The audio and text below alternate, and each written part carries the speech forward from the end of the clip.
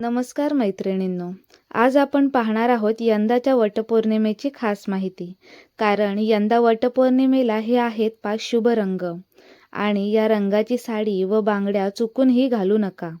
कारण वटपौर्णिमा हा फक्त एक सण नसून तो प्रत्येक विवाहित स्त्रीच्या जीवनातील अखंड सौभाग्य, पतीच्या दीर्घायुष्यासाठी आणि कुटुंबांच्या सुखसमृद्धीसाठी केलेला एक पवित्र संकल्प आहे. आणि या दिवशी आपण वटवृक्षाची पूजा करतो. तो केवळ झाड म्हणून नाही, तर ब्रह्मा, विष्णू आणि महेश या त्रिदेवांचे एकत्र रूप म्हणून करतो. म्हणूनच या दिवशी आपल्याला वेशभूषेला, रंगांना आणि शृंगारांना अनन्यसाधारण महत्त्व असते. कारण शास्त्रानुसार रंग हे आपल्या मनातील भावना, ऊर्जा आणि ग्रहांची स्थिती दर्शवतात. आणि वटपौर्णिमेच्या दिवशी जेव्हा आपण उपवास करतो, 108 फेरे मारतो, वटवृक्षाला कच्चा दोरा बांधतो आणि सावित्री सत्यवानाची कथा ऐकतो, तेव्हा आपली संपूर्ण ऊर्जा एकात्मतेकडे वळते. आणि यंदा 2026 मध्ये वटपौर्णिमा ही ज्येष्ठ महिन्याच्या पौर्णिमेला म्हणजेच शुक्रवारी येत असल्यामुळे शुक्र ग्रहाचा प्रभाव जास्त आहे. आणि शुक्र ग्रह हा सौंदर्य, सुख, वैवाहिक जीवन आणि ऐश्वर्याचा कारक आहे. म्हणूनच या वर्षीच्या वटपौर्णिमेला 5 रंग विशेषतः शुभ मानले जाणार आहेत. पहिला रंग आहे लाल रंग. लाल रंग हा सौभाग्याचे, शक्तीचे आणि मंगळ ग्रहाचे प्रतीक आहे. लाल साडी आणि लाल बांगड्या घातल्याने स्त्रीच्या चेहऱ्यावर तेज येते, घरात सकारात्मक ऊर्जा निर्माण होते आणि पती-पत्नीच्या नात्यातील प्रेम वाढते. दुसरा शुभ रंग आहे हिरवा. हिरवा रंग हा समृद्धी, नवीन सुरुवात आणि बुध ग्रहाचे प्रतीक आहे. हिरव्या रंगाच्या साडीमुळे मन शांत होते, ताणतणाव कमी होतो आणि वटवृक्षाच्या हिरव्या पानांशी आपला थेट संबंध जोडला जातो. तिसरा शुभ रंग आणि पिवळा रंग. पिवळा रंग हा ज्ञान, शुद्धता आणि गुरुग्रहाचे प्रतीक आहे. पिवळ्या रंगाच्या वस्त्रामुळे बुद्धी स्थिर होते आणि व्रत करण्याची शक्ती मिळते. चौथा शुभ रंग आहे गुलाबी रंग. गुलाबी रंग हा प्रेम, करुणा आणि शुक्र ग्रहाशी संबंधित आहे. गुलाबी साडी घातल्याने वैवाहिक जीवनात गोडवा येतो आणि पतीच्या मनात आदर वाढतो. आणि पाचवा शुभ रंग आहे नारंगी किंवा केशरी रंग. केशरी हा त्याग, भक्ती आणि सूर्याचे प्रतीक आहे. केशरी रंगामुळे आत्मविश्वास वाढतो आणि सावित्रीसारखी निष्ठा आपल्यात निर्माण होते. म्हणूनच यंदा वटपौर्णिमेच्या दिवशी या 5 पैकी कोणत्याही रंगाची साडी, त्यांच्याशी मॅचिंग होणाऱ्या बांगड्या, कुंकू आणि मंगलसूत्र घालणे अत्यंत शुभ फलदायी ठरेल. परंतु याचबरोबर काही रंग असे आहेत जे या पवित्र व्रताच्या दिवशी चुकूनही घालू नयेत. कारण ते अशुभ मानले जातात आणि त्यामुळे व्रताचे फळ कमी होऊ शकते. पहिला रंग आहे काळा रंग. काळा रंग हा शनी ग्रहाचा रंग आहे आणि तो दुःख, अडचणी आणि नकारात्मकतेचे प्रतीक मानला जातो.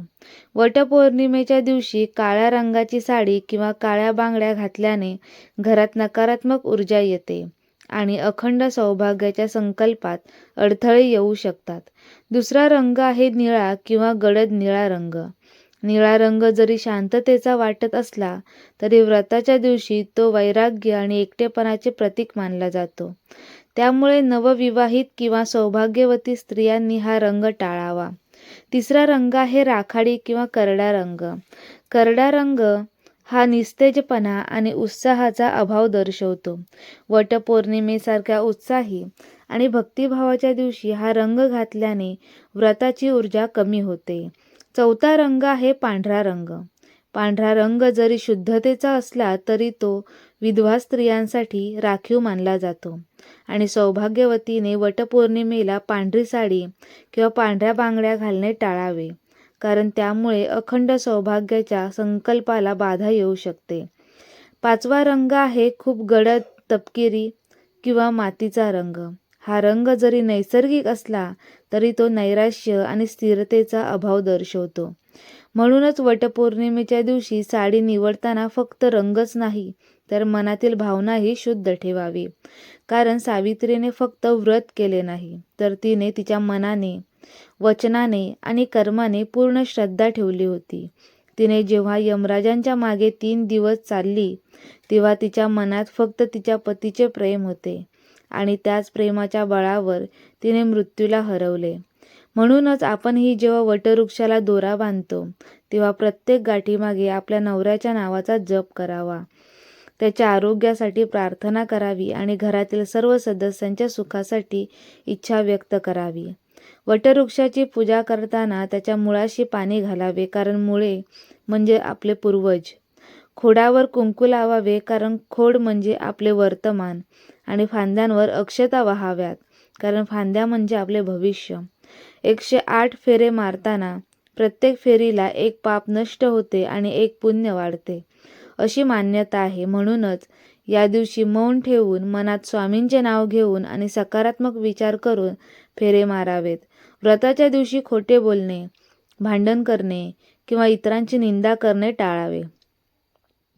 कारण मन इतके शुद्ध असेल, तितके व्रताचे फळ लवकर मिळते. आणि साडी निवडताना फक्त रंगच नाही, तर कापडही सुती किंवा खादीचे असावे, जेणेकरून उन्हातही शरीर थंड राहील आणि 108 फेरे मारताना त्रास होणार नाही. बांगड्या निवडताना काचेच्या बांगड्या शुभ मानल्या जातात, कारण ज्यांचा आवाज घरात सकारात्मक कंपन निर्माण करतो.